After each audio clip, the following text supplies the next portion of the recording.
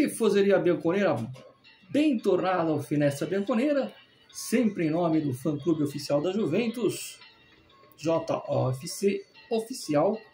A gente... só esclarecer uma coisa, né? Porque algumas pessoas me perguntaram no privado se a gente representa o Brasil, se a gente é o representante do Brasil em relação à Juventus. É o contrário.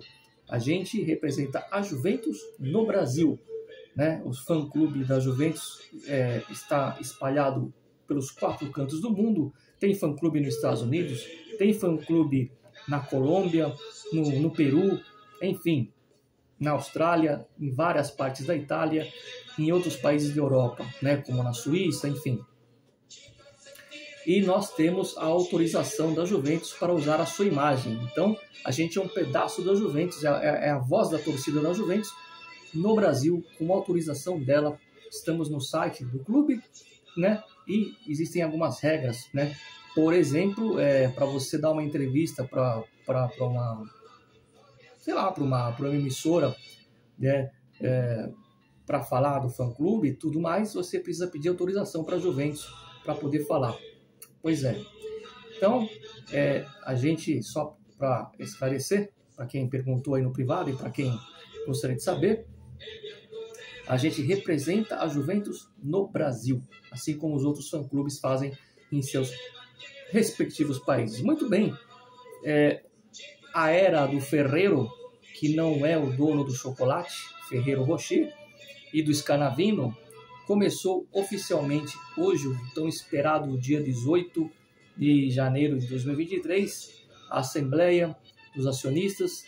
Começou ali com o Agnelli se despedindo oficialmente, depois o Nedved falou palavras muito bonitas, emocionantes, agradeceu o Agnelli, agradeceu toda a Juventus desde quando ele chegou como jogador em 2001, ele que veio para substituir o Zidane, falou da sua passagem como vice-presidente, e é isso, né? Muito emocionado lá, muito emocionante as palavras do Nedved, que se disse orgulhoso de fazer parte desse capítulo da história da Juve, principalmente como vice-presidente também, não só como jogador que foi. E depois o Ferrero assumiu, pegou lá uma camisa, ganha, inclusive foi um presente que ele ganha do Agnelli, essa camisa, aonde ele fala que espera poder honrar. Ele agradeceu o Agnelli, elogiou a gestão do Agnelli, entre outras coisas, com muito entusiasmo e com um sorriso no rosto, que eu espero que a gente tenha esse mesmo sorriso com o Ferrero. Ele agradeceu a torcida da Juventus, que disse que é sempre uma torcida importante em todos os momentos. Agradeceu no sentido da força que ele está recebendo, um incentivo que ele está recebendo da torcida. E claro que ele conta com um torcedor, né? E é claro que uma coisa que me chamou a atenção no discurso do Ferrero foi ao falar desse momento delicado que ele assume, que é sobre a defesa das acusações e tudo mais, esse imbróglio todo, e onde ele diz que com muita competência a Juventus não vai ficar quieta e vai se defender, seja no lado esportivo, seja no lado jurídico, que ela está preparada para se defender e que não vai se calar, que ela vai ser dura na defesa, mas com muita educação, né? Dura, mas de maneira educada, como sempre foi, e que não vai se calar e não vai aceitar nenhum tipo de acusação assim, levianamente, como foi em 2006, por exemplo. Não vai ficar de cabeça baixa e vai rebater já com a sua autodefesa nesse segmento, nesses próximos dias. Então pediu para a tifoseria ter calma e ficar tranquila no que se diz respeito a poder se defender desse monte de ladainha que a gente está vendo aí, que eu repito, no campo esportivo não existe, a Juventus não escreveu, não usou o dinheiro de uma plusvalência para fazer a inscrição do clube no campeonato, na parte esportiva. Mas tudo bem, a gente sabe que a Juventus sempre dá muita notícia, dá muito ibope, e não é à toa que quando começou a Copa, as notícias pararam, acabou a Copa, as notícias voltaram, é normal, né? E ainda sobre o Ferrero, ele deixou bem claro o seguinte, que a Juventus não vai mudar a sua direção, que está no seu DNA, que é, quando começar uma competição, começar visando não competir, mas vencer. O DNA vencedor, o estigma de vencedor, onde o que conta é vincere. Então, não significa que vai vencer todos os anos ou que vai vencer sempre, mas a mentalidade da Juve vai continuar sendo o que sempre foi, entrar para vencer. Agora, algumas coisas precisam ficar muito claras aqui. Por exemplo, a questão da responsabilidade financeira no mercado. Não esperem grandes contratações nos próximos tempos, não esperem nomes mirabolantes, e aí já fica a dica para não ficarem caindo nessas notícias fakes. Por exemplo, a chegada do Zidane. Zidane ganha muito, a não ser que ele queira, por lazer, treinar a Juventus, deixar o profissional de lado. Eu não acredito. Ele deixa bem claro que vamos voltar aos tempos da tríade, do Moggi, do Giraldo e do... Me escapou agora. Da tríade. Os tempos onde que a Juventus, antes de ir ao mercado, primeiro consultava o financeiro para ver se pode gastar ou não. Vai ser assim. Primeiro a Exor vai ser consultada, a Exor que por enquanto não fará mais nenhuma recapitalização, é importante falar isso. Então, antes de ir ao mercado, o Scanavino vai consultar a Exor e falar: posso gastar tal dinheiro para tal jogador? Sim ou não? E aí a Juventus vai confirmar aquilo que a gente já tinha colocado em alguns vídeos anteriores, do Elkan dar prioridade a uma melhoria na estrutura da base, porque até por uma questão de necessidade, ou seja, vai colocar os jovens para jogar, porque não vai gastar dinheiro nos próximos tempos. Vai gastar com responsabilidade, contratações pontuais, se a Exor permitir, né? Se a Exor permitir, lógico, no sentido de que vai gastar o que tem e não fazer o passo além da perna, né? A famosa responsabilidade financeira.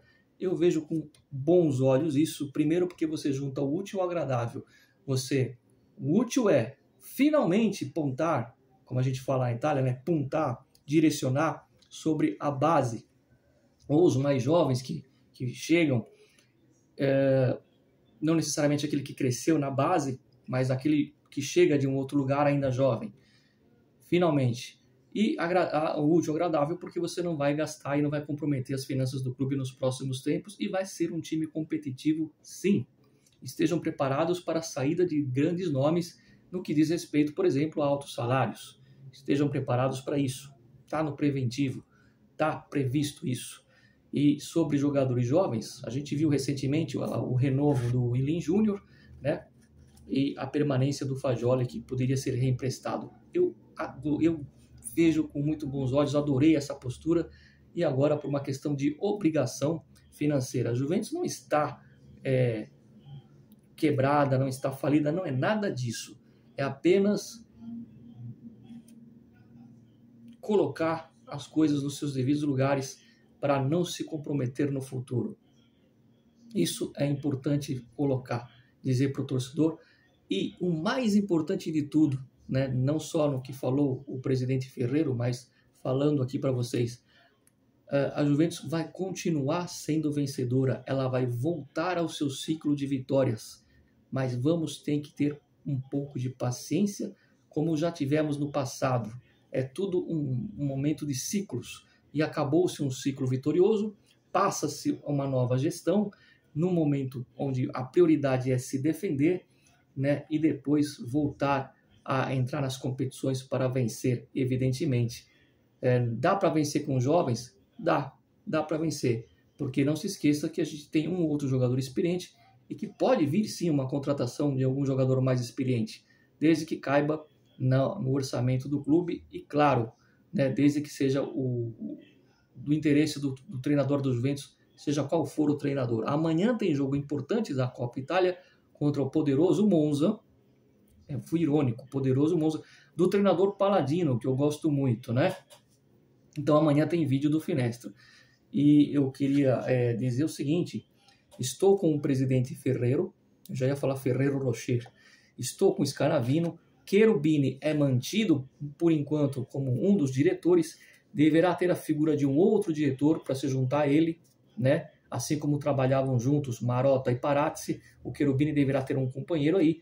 E atenção, não temos aqui o nome do vice-presidente da Juventus, e isso você não vai ver em lugar nenhum, a não ser no Finestra. Nos bastidores, cogita-se Roberto Bétega e, claro, Alessandro Del Piero. Coloca um asterisco no Del Piero, por quê? Seria para daqui uns 8 meses, né?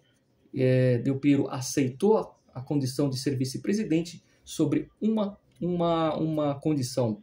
Ele não quer ser uma figura, vamos colocar entre aspas, para não ficar muito ofensivo para o Nedved, ele não quer ser uma figura decorativa na Juve, ele quer ter o pulso de poder agir, ter carta branca e tomar decisões importantes para o clube, ou vetar situações. Essa é a condição que o Alex Del Piero quer para assumir esse posto de vice-presidente daqui uns 8, 9 meses, né? E fala-se nele e fala-se no Bétega, mas ele é o nome mais quente dessa parte. E aí eu acrescento o seguinte, para quem não sabe, Del Piero foi descoberto, o olheiro do Del Piero, quem levou o Del Piero, quem pegou o Del Piero pela mão lá no Padova e levou ele para a Juve, foi um tal de Giampiero Boniperti, ou seja, precisa de um cara do futebol, e o Del Piero é do futebol, né? Não que o Bétega não seja, para ser ali uma mão na roda, usando um linguajar mais popular, uma mão na roda para o nosso glorioso Ferrero. Porque o Ferrero de futebol não entende muito. Mas cá para nós, o Agnelli, que fez um bom mandato no frigir dos ovos, também não entende um cacho de bola. Então, vejo um momento que vamos ter paciência, mas calma, porque o fato de trabalhar com jovens me agrada muito e isso fará sim a Juventus vencedora a médio prazo, não da noite para o dia. É isso, ragazzi. Ci vediamo. Amanhã tem Juventus e Monza, Copa Itália. E, é claro, tem Finestra Bianconera e a gente vai se falar, então, amanhã aqui. Dá um like no vídeo. Sempre força Juve fino alla fine e bom trabalho, Ferrero. Vou colocar chocolates aqui, bombons do Ferrero Rocher, nos próximos vídeos, em homenagem ao nosso novo presidente. E, claro, um bom trabalho para o Scanavino. Ci vediamo, ragazzi.